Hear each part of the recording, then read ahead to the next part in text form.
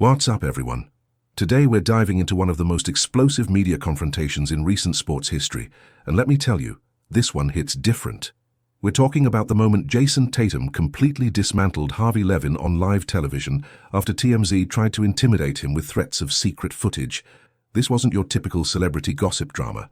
This was a calculated attempt by one of media's most powerful figures to leverage potential scandal against one of the NBA's brightest stars.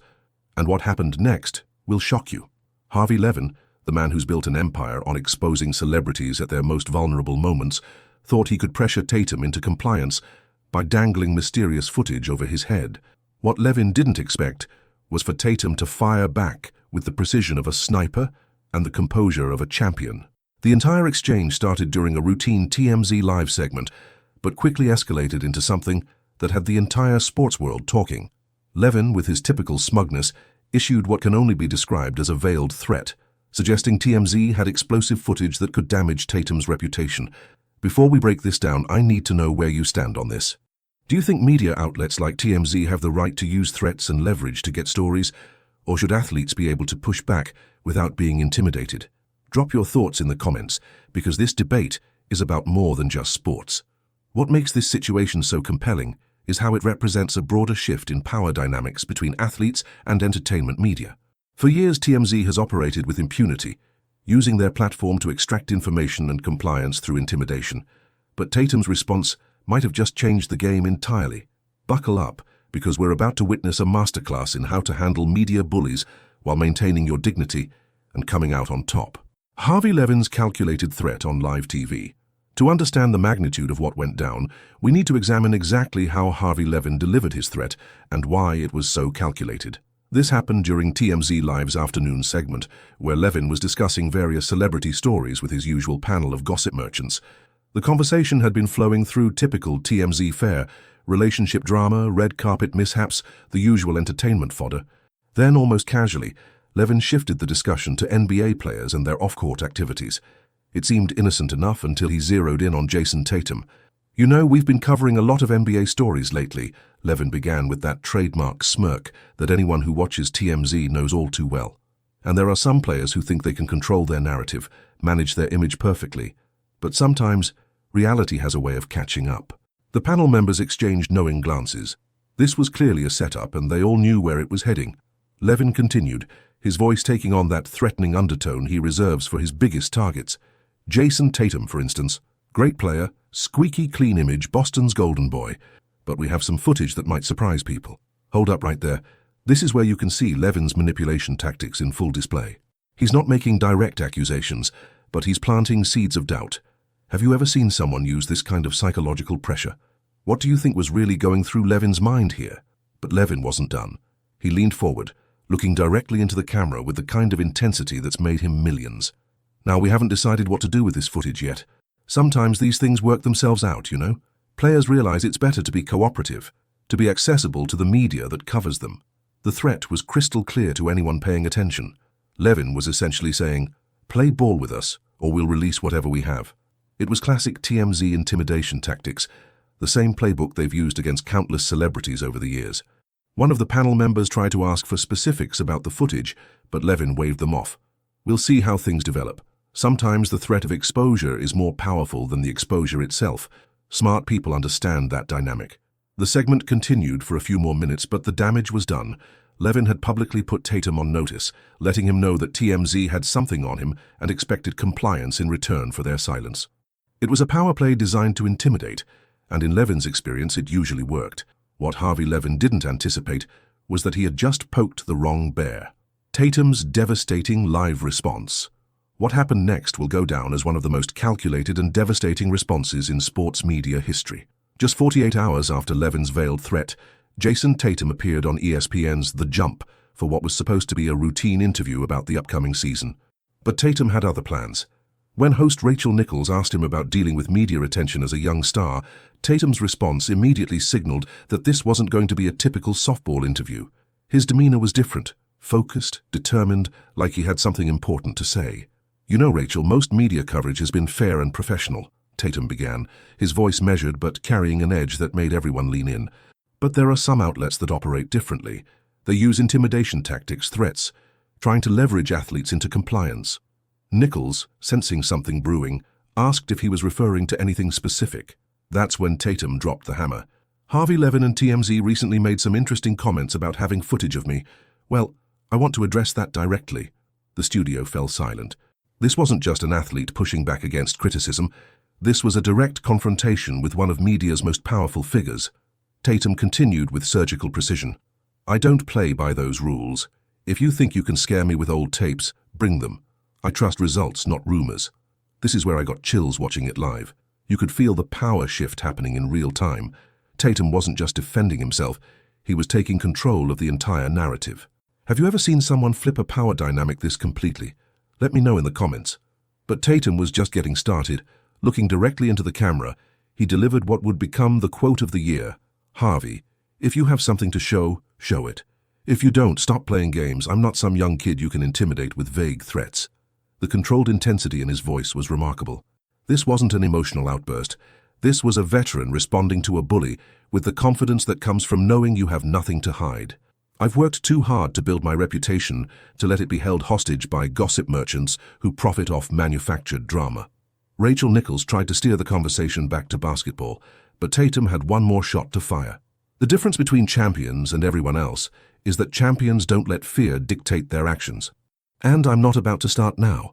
The interview continued for another 10 minutes, but everyone knew they had just witnessed something historic, a young athlete refusing to be intimidated by traditional media power structures. Social media explosion and celebrity reactions. The moment Tatum's interview ended, social media absolutely erupted. Within minutes, clips of his response were racing across every platform, and the hashtag on Tatum vs Levin was trending nationwide. The response was unlike anything we'd seen in recent sports media controversies. NBA players were among the first to show support, and their responses revealed just how fed up many athletes were with TMZ's intimidation tactics. LeBron James posted a simple but powerful message. Stand in your truth, young king, no fear. Kevin Durant was more direct. About time someone called out these clowns. Respect, a Jayson Tatum 0. But it wasn't just current players. NBA legends who rarely involve themselves in social media drama started weighing in. Magic Johnson tweeted, Jayson handled that with class and strength. That's championship mentality. Charles Barkley, never one to hold back, was even more blunt during TNT's coverage. Harvey Levin just got schooled by a 25-year-old. Beautiful to watch. What I find fascinating is how this united athletes across all sports, not just basketball. You had NFL players, tennis stars, even Olympic athletes supporting Tatum. When was the last time you saw such widespread solidarity against media intimidation? This feels like a watershed moment. The entertainment industry's response was equally telling. Several celebrities who had been TMZ targets in the past started sharing their own experiences. Actor Michael B. Jordan posted, This is how you handle bullies. Media accountability matters. Even some journalists began questioning TMZ's tactics, with CNN's Anderson Cooper tweeting, Threats of exposure without evidence isn't journalism, it's extortion. But perhaps the most powerful responses came from fans. The comments under Tatum's interview video were overwhelmingly supportive, with many sharing their own stories of being intimidated or bullied. One comment that went viral read, This is bigger than basketball. This is about not letting anyone hold power over you through fear. TMZ found itself in an unprecedented position, facing widespread backlash not just from the sports world, but from their own industry. Media ethics professors started using the incident as a case study in their classes. Journalism schools began hosting discussions about the line between legitimate reporting and intimidation. The numbers were staggering. Tatum's interview clip garnered over 15 million views in the first 24 hours. Memes flooded every platform, with the most popular showing Tatum as a superhero standing up to a cartoon villain labeled media intimidation. Merchandise companies started selling t-shirts with Tatum's "I trust results, not rumors" quote. The controversy had transcended sports and become a cultural moment about power, intimidation, and the courage to stand up to institutions that profit from fear and manufactured drama. Media industry reactions and the power shift. The ripple effects of Tatum's confrontation with Harvey Levin spread through the media industry like wildfire, revealing deep divisions about journalistic ethics, entertainment reporting, and the appropriate boundaries between public figures and the press. Established media outlets found themselves in an awkward position. While many couldn't publicly support TMZ's intimidation tactics, They also recognized the power that gossip media wielded in the entertainment ecosystem. The New York Times ran a thoughtful piece about the ethics of leveraged journalism, while the Washington Post explored how TMZ's business model depended on the threat of exposure. Sports media personalities were less diplomatic. ESPN's Stephen A. Smith dedicated an entire segment to praising Tatum's response. This young man just showed every athlete how to handle media bullies. He didn't cower. He didn't negotiate in fear. He stood up and called their bluff. Skip Bayless, rarely one to agree with Stephen A., was equally supportive. Tatum exposed the emperor's new clothes. TMZ's power comes from intimidation, and he just broke that spell. This brings up something really important about how power works in media. Do you think Tatum's approach will encourage other athletes to stand up to intimidation tactics? Or will media outlets find new ways to pressure public figures? I'm genuinely curious about your take on this power dynamic. Legal experts began weighing in on the implications of Levin's threats. Several prominent attorneys noted that threatening to release damaging material in exchange for cooperation could potentially constitute extortion, depending on the circumstances. Harvard Law professor Rebecca Chen told CNN, "When media outlets use the threat of exposure as leverage, rather than pursuing legitimate news stories, they cross a dangerous line." The advertising world took notice too. Several major brands that advertise with TMZ started receiving pressure from consumers to reconsider their partnerships. Some companies quietly began shifting their advertising dollars to other platforms, not wanting to be associated with what many saw as unethical journalism practices. International media covered the story as an example of changing power dynamics in American celebrity culture.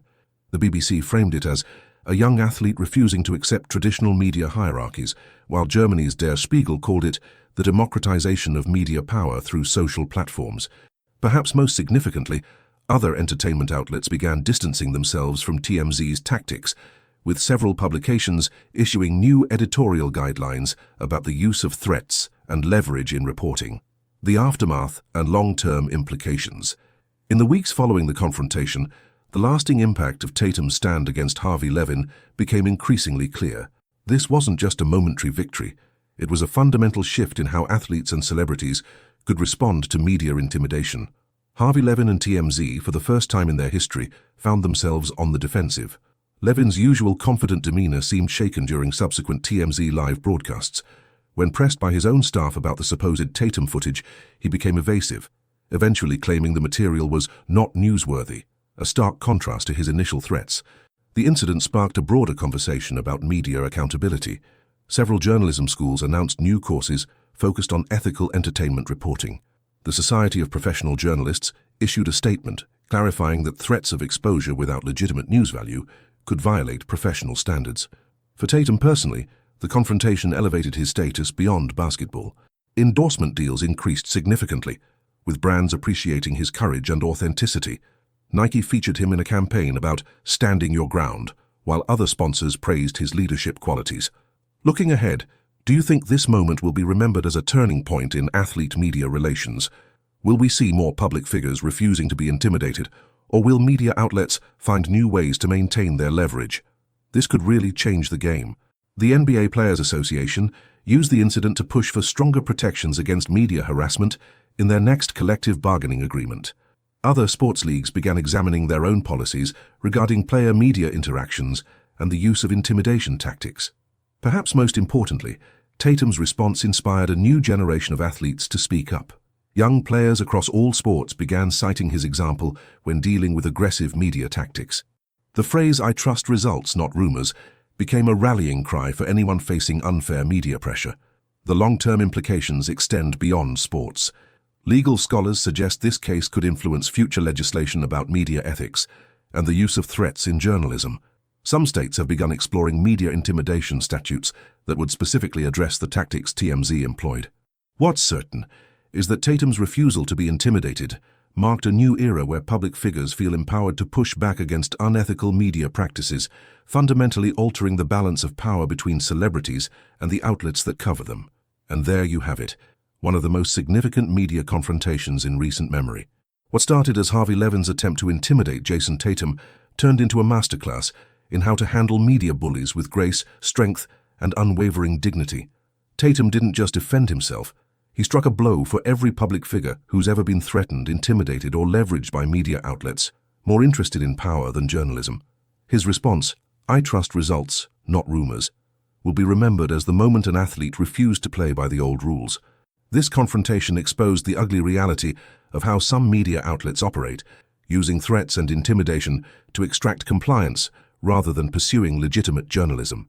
But it also showed us something beautiful. What happens when someone refuses to be afraid, when they stand up to bullies regardless of how powerful those bullies might be? Harvey Levin learned that his traditional tactics don't work on everyone. The generation of athletes coming up today isn't willing to be intimidated or manipulated. They're educated, they're confident, and they're not afraid to fight back when they're treated unfairly. The ripple effects of this moment will be felt for years to come. We've already seen other athletes taking inspiration from Tatum's example, refusing to be cowed by aggressive media tactics. The balance of power is shifting, and that's a good thing for everyone who believes in fairness and accountability. What's your takeaway from this whole situation? Do you think Tatum handled it perfectly, or could he have done something differently? How do you think this will change the relationship between athletes and entertainment media going forward? Drop your thoughts in the comments. Smash that like button if this breakdown helped you understand what really happened, and subscribe for more deep dives into the moments that define sports culture. The game is changing, and courage like Tatum's is leading the way.